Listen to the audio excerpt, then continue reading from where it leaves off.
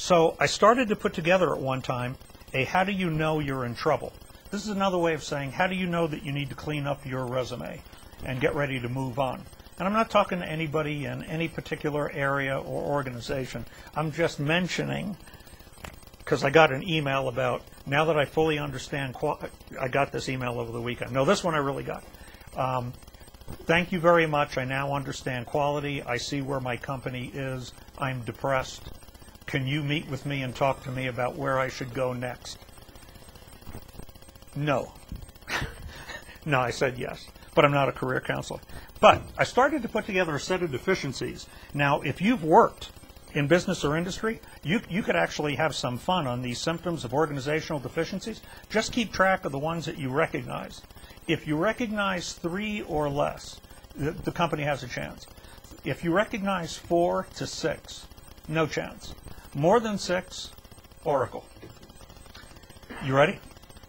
Okay, how many of you worked for companies that had vision and mission statements? Perfect. The organization has a vision and mission, which serve mostly as the basis for supposedly inspirational posters, slogans, wallet cards. If you're in high tech, pocket protectors. You know the pocket protector, and you get the vision and the mission on the little foot.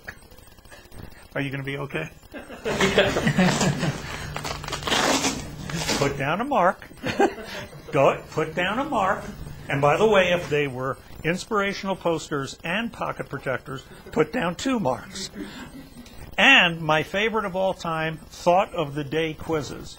I used to consult for a company where they had a website inside the company, and every day a manager would post a thought of the day related to their vision and mission. And you could be stopped in the hallway and quizzed on the thought of the day by a random manager you didn't even report to. Now, my initial question, of course, was, how the hell is that value added in making me money? And that's when I was told, you don't understand. Now, before you get too far into the netherworld, true or false, what I'm saying here is that vision and mission statements are useless. Oh, far from it. This is where we're going to start the policy deployment model.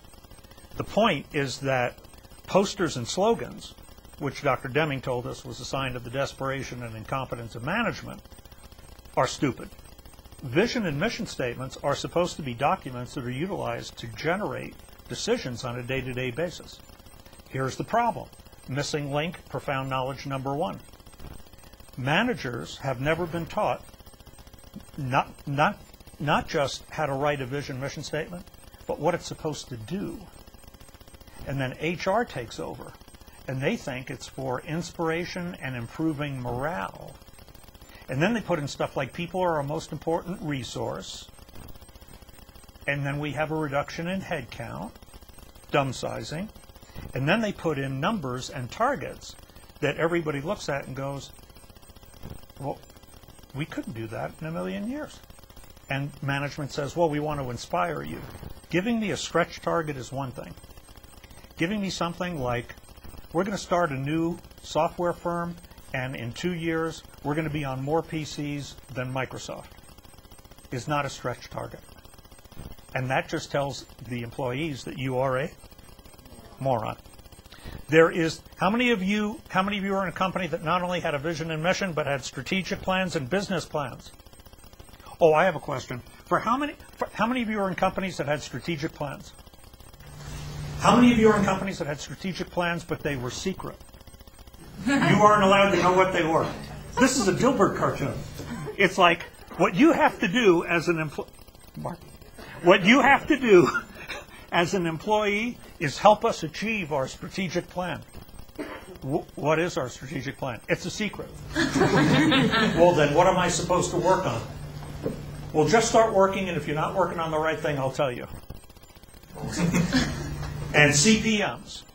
There is little or no integration between the organization's vision and mission. So think of the vision and mission as a poster over here. The strategic and business plan, which are secret. And the things that you measure on a day-to-day basis. And so they don't tie together. So you got this vision that says we're going to be the world's largest manufacturer of small motors in the Southeast Asia market.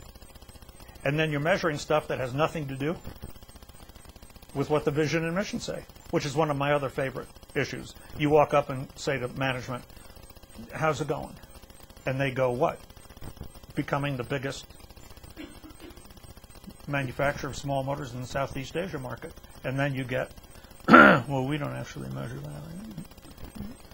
I'm sorry, I didn't hear what you said. Well, we don't actually measure that.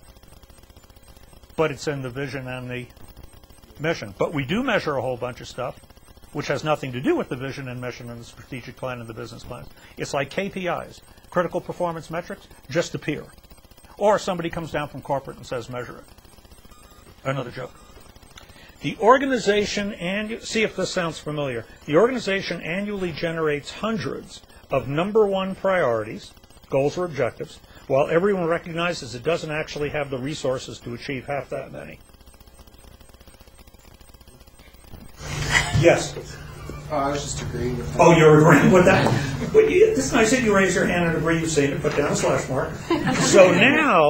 So now the interesting thing is, what happens if you go to your manager and you go, you know, I have 83 number one priorities, which is in and of itself burlesque. I mean, that's a joke. Look, I have 83 number one priorities. I only have enough resources to do 20. What does the manager say? If you recognize the next comment out of the manager's mouth, it's a slash mark. So do them all. You?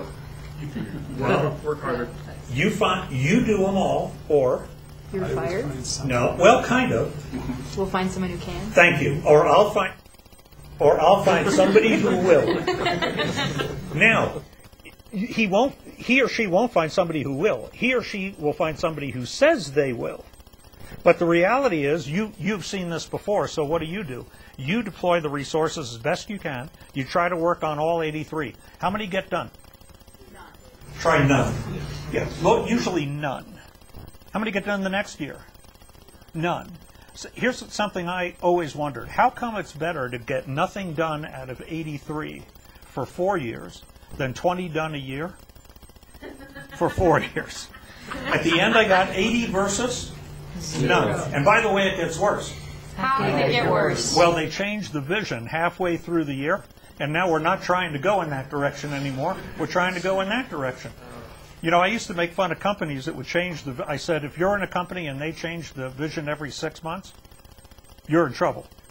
Because visions are 15, 20 years. And then a student said to me one time, what if I had a friend?